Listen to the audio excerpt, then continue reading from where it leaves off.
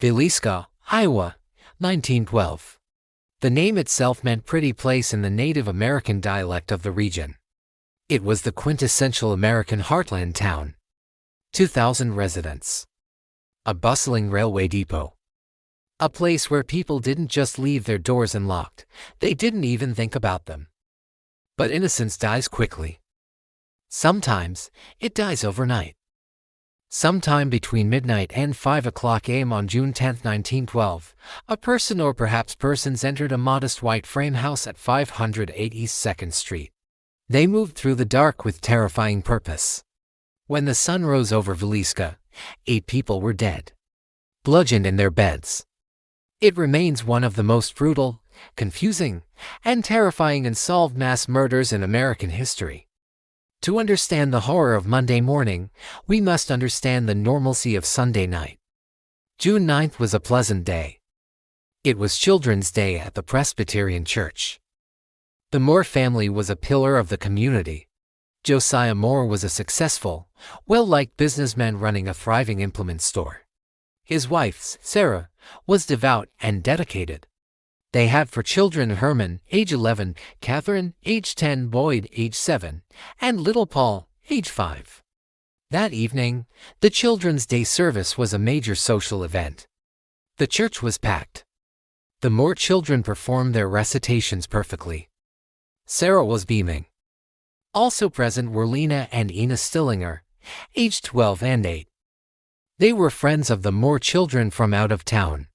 Since it was late when the service ended around 9:30 p.m., Josiah and Sarah invited the Stillinger girls to spend the night. They all walked back to the house on East 2nd Street together. Neighbors recall seeing them laughing on the porch before heading inside around 10 p.m. It was the last time anyone would see them alive. They locked the doors, blew out the lamps, and went to sleep. The next morning, Mary Peckham, the Moore's next-door neighbor, grew concerned. The house was unusually still. The blinds were all drawn, which was strange. She tried knocking, but got no answer. After failing to see anything through the windows, she called Josiah's brother, Ross Moore. Ross arrived, let himself in with his own key, and what he found would haunt him for the rest of his life. In the downstairs bedroom, he discovered the bodies of the 2 Stillinger girls. He ran back out onto the porch, shouting for someone to get the town marshal. The nightmare had begun. Law enforcement found a scene of almost unimaginable carnage. In the upstairs master bedroom lay Josiah and Sarah Moore. In the adjacent children's room were Herman, Catherine Boyd, and Paul. All 8 victims had been bludgeoned with an axe. The murder weapon, Josiah's own axe, was found in the downstairs guest room, leaning against the wall, wiped clean but not completely. The killer had been methodical. After the murders, they took the time to cover every mirror and pane of glass in the house with cloth. They had also covered the faces of their victims with bedsheets. A plate of uneaten food was found on the kitchen table, along with a bowl of bloody water. It seemed the killer had washed their hands after the act. In the attic, spent cigarettes suggested someone may have waited patiently for the family to fall asleep. The scene was a paradox of brutality and strange, almost ritualistic care. The doors were still locked from the inside. The killer had seemingly locked the door behind them as they left, taking the house key with them. Who could commit such an act, and why? The town of Villisca, once a symbol of peace, was now gripped by terror. The investigation was immediately chaotic. In 1912, forensic science was in its infancy. Before the scene could be secured, hundreds of townspeople trampled through the house, contaminating what little evidence there was. Fingerprinting was a new technique, and though bloody fingerprints were found, they were too smudged to be useful. Suspicion quickly fell on several individuals. The first was Frank Jones, a prominent Iowa state senator and a business rival of Josiah Moore. Josiah had previously worked for Jones before leaving to start his own successful competing business, taking significant clientele with him.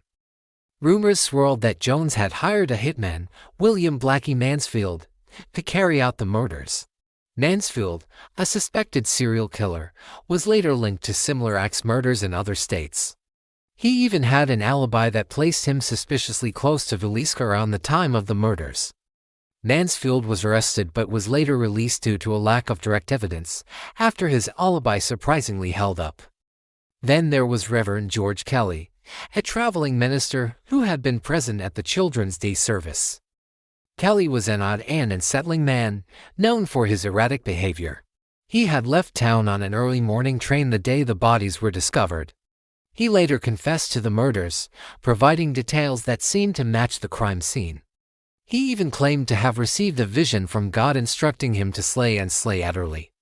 Reverend Kelly was tried twice. His first trial resulted in a hung jury. During his second trial, he recanted his confession, and his defense argued it was coerced. He was acquitted in 1917. The confession, which once seemed like the key to the case, was dismissed, and the investigation was back at square one. Another theory points to a transient, a nameless drifter who might have ridden the rails into town, committed the horrific act, and disappeared just as quickly. Villisca's position as a railway hub made it an easy entry and exit point. This theory would explain the lack of a clear local motive and the killer's apparent vanishing act. Was it a random act of violence by a passing psychopath? This possibility was perhaps the most terrifying for the residents, suggesting that evil didn't need a reason or a name, it could simply arrive on the next train. One of the most chilling aspects of the Villisca Axe murders is how the case simply went cold. Despite multiple suspects, two trials, and years of investigation, no one was ever convicted. The files grew thicker, but the truth remained buried. The community was torn apart by suspicion and fear. Neighbor turned against neighbor. The idyllic pretty place was forever scarred by the memory of what happened in that quiet house on a summer night. Today, the Moore House still stands at 508 East 2nd Street. It's been restored to its 1912 appearance and operates as a museum. Many people, from paranormal investigators to curious tourists, visit the house, drawn by its dark history. They report strange occurrences, the sounds of children's voices, objects moving on their own, and an overwhelming sense of sadness. The house has become a permanent memorial to an unsolved crime, a place where the past feels disturbingly present. The Villisca Axe murders are more than just a ghost story or a piece of local folklore. It is a stark reminder of the fragility of peace and the darkness that can lurk beneath a tranquil surface. 8 people went to sleep in their beds in a town where they felt safe and never woke up. Their killer was never brought to justice and took their secrets to the grave. The questions remain. Was it a business rival's revenge? The act of a deranged preacher? A faceless killer passing through? Or was it someone else entirely, someone who lived among the townspeople, hiding in plain sight? Over a century later, the house on a quiet street in Villisca, Iowa, still holds its secrets, and the echoes of that terrible night have never truly faded. 7:30 a.m., Monday, June 10th. Mary Peckham, the Moore's next-door neighbor, was awake. In Villisca, 7:30 was late. Josiah was usually already at the store. Sarah should have been hanging wash or cooking breakfast, but the Moore house was silent. The curtains were drawn tight. Mary knocked on their door. No answer. She tried the knob. Locked. A creeping dread settled into her stomach. She called Josiah's brother, Ross Moore. Ross arrived quickly. He banged on the door, shouting for his brother. Nothing but the echo. Using his own set of keys, he unlocked the front door and stepped into the dim kitchen. The house was deathly quiet. The air was heavy, metallic. Ross moved toward the downstairs bedroom, where the 2 visiting Stillinger girls were sleeping. He pushed the door open enough to see the bed. He didn't scream. He simply backed out of the room, pale as a sheet, and told Mary Peckham to call the marshal. When City Marshal Henry Horton arrived, he went upstairs. In the master bedroom, he found Josiah and Sarah. In the children's room, the 4 more children, 8 bodies, all bludgeoned beyond recognition. The weapon of choice had been brute force, applied with frenzied rage while the victims slept. The brutality was shocking enough, but the details of the crime scene were truly bizarre. The killer had used the flat side of an axe, Josiah's own axe, found leaning against a wall in the downstairs guest room. The blade was covered in blood and hair. It appeared Josiah and Sarah were attacked first. The killer struck Josiah with such force that the axe blade clipped the ceiling above the bed, leaving gouge marks in the plaster that are visible to this day. But then, the ritualistic behavior began. After the murders, the killer went back through the house. They took clothes and bed linens and covered the ruined faces of all 8 victims. Then, they covered every mirror in the house with sheets and towels. They even covered the glass partitions in the kitchen cupboards. What did they not want to see reflected back at them? In the kitchen, a plate of food was found uneaten on the table, and next to it, a bowl of bloody water where the killer had washed their hands.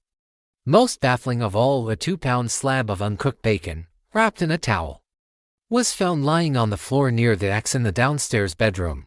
The killer had locked the doors from the inside, then exited, locking the door behind them with Josiah's keys, which were never found. They vanished into the pre-dawn mist, taking the answers with them, or it spread like wildfire. By noon, hundreds of people were gawking outside the house. In 1912, crime scene integrity was a foreign concept. Dozens of townspeople trampled through the house before authorities could secure it, destroying invaluable forensic evidence. The investigation was a disaster from the start. Fingerprinting was in its infancy and wasn't used. Blood typing didn't exist. Over the years, hundreds of drifters and transients were questioned, but 3 names rose to the top of the suspect list. Suspect number 1, Frank Jones, a state senator and a powerful business rival of Josiah Moore.